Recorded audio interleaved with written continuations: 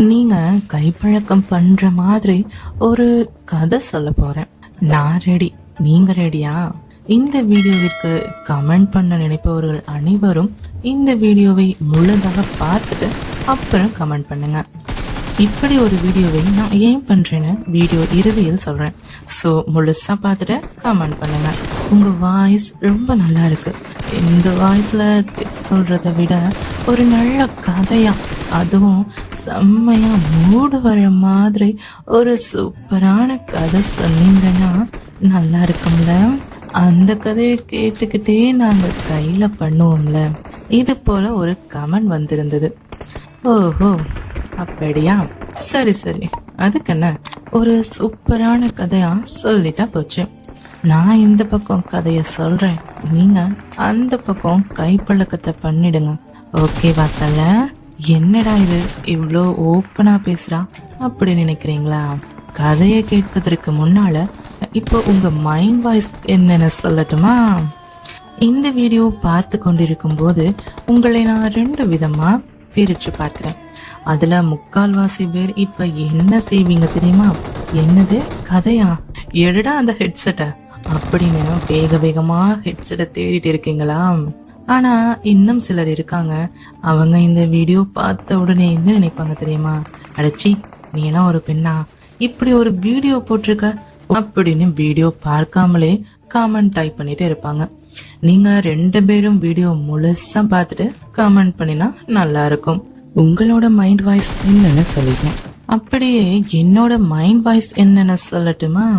கதையாடா கேக்குற கதை? சொல்றேன்டா சொல்றேன், இதுதான் என்னோட மைண்ட் வாய்ஸ். சரி சரி, என்னோட மைண்ட் வாய்ஸுக்கு என்ன அர்த்தம் என்று வீடியோ முழுசா பார்த்தா தெரியும். இனி கதைக்குள்ள போவோமா? கார்த்திக் நல்ல உடற்பயிற்சி பண்ணுவான். உடம்பு சும்மா நல்ல செம்மையா வச்சிருப்பான். காலையில சீக்கிரமே எழுந்துச்சிருவான். 6 மணிக்கெல்லாம் உடற்பயிற்சி பண்ண ஆரம்பிச்சிருவான். ஆனா அவனுக்கு ஒரு பிரச்சனை இருக்கு. காலையில அவன் தூங்கி எழும்போது அவனுடைய உறுப்பும் விழுந்து விடும். காலையில எழுந்தவுடன் கைப்பழக்கம் பண்ணணும்னு தோணும். அவனால கட்டுப்படுத்த முடியல. ஒரு நாள் முதலில் காலையில எழுந்தவுடன் பண்ண ஆரம்பிச்சான். பிறகு அதுவே பழகி போச்சு.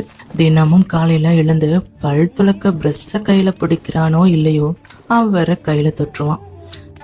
சரி, ஒரு நாள் அப்படி பண்ண ஆரம்பிக்கும் போது உடனே அவங்க அம்மா வந்து எழுப்பி விட அவசர அவசரமா எழுந்தான்.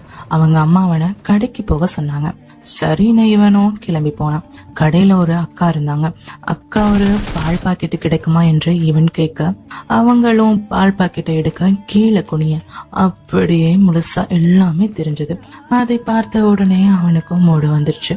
கண்ட்ரோல் பண்ண முடியல. இவனுக்கு என்ன பண்றதுன்னு தெரியல. அவனுடைய ஷார்ட்ஸுக்கு வெளியில அப்படியே தெரிந்தது.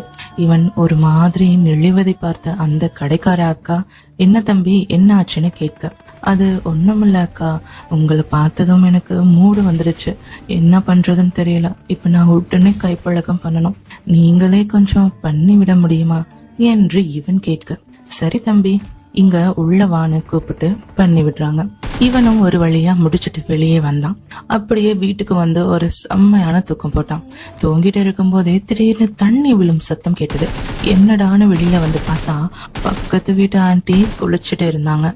ஆஹா, இது செம்மையான சீனா இருக்கே என்று அதை அப்படியே பார்த்துட்டு இருக்கும் போதே திரும்பவும் மூடு வந்து விட்டது. என்ன பண்றதுன்னு தெரியல. என்ன பண்ணாலும் இவன் யோசிச்சுட்டே இருக்கும் போது அந்த ஆண்டி இவனை பார்த்துட்டாங்க. ஹே கார்த்திக், என்னடா பண்ற?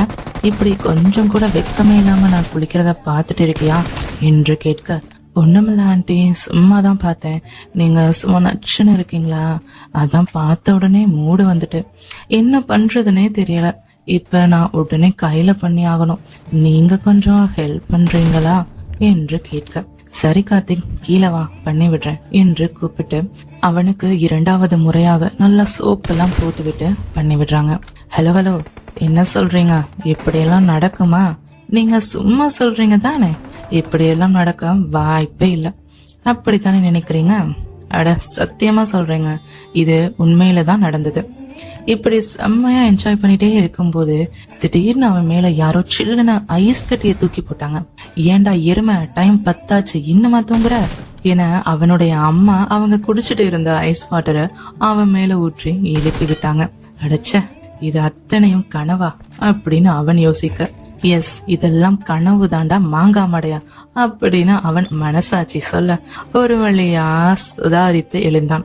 டே கார்த்திக், கொஞ்சம் கடைக்கு போய் பால் பாக்கெட் வாங்கிட்டு வா என்று அவங்க அம்மா சொல்ல இவனுக்கு ஒரே ஷாக். என்னடா இது, கனவுல வந்த காட்சி நேர்லயும் வருது என்று ஷாக் ஆனான். சரி என்னதான் நடக்குதுன்னு பார்க்கலாம்னு கடைக்கு போனான். அங்கே போனா திரும்பவும் ஷாக். கனவுல அவன் என்ன புடவையில் அந்த அக்காவை பார்த்தானோ அதே புடவையில் தொப்புளை காட்டிக்கிட்டே அந்த அக்கா நின்னுட்டு இருந்தாங்க. அத பார்த்த உடனே இவனுக்கு மூடு வந்துட்டு, அதே போல அவங்களும் என்ன கார்த்திக் ஏண்டா ஒரு மாதிரியா முழிக்கிற என்று கேட்க இவனுக்கு என்ன சொல்றதுன்னு தெரியல. அவனோட ஷார்ட்ஸுக்கு வெளியில அப்படியே தெரிஞ்சது. கையில இருக்கும் பைய வச்சு மறைத்து கொண்டே ஒண்ணுமில்ல அக்கான்னு சொல்லிட்டு வேகமா வீட்டுக்கு வந்தான். வேகமா ரூமுக்குள்ள போய் கையில பண்ண ஆரம்பிச்சான். ஆனா மீண்டும் ஒரு ஷாக். அவன் பண்ணிட்டு இருக்கும் போதே கனவில் வந்தது போல குளிக்கும் சத்தம் கேட்டது. மெதுவா வெளியில் எட்டி பார்த்தான். ஆன்டி குளிப்பது தெரிஞ்சது. அதை பார்த்து வேகமா பண்ணி முடிச்சிட்டான். என்ன பாஸ், கதையில கார்த்திக் என்ன பண்ணினானோ அதை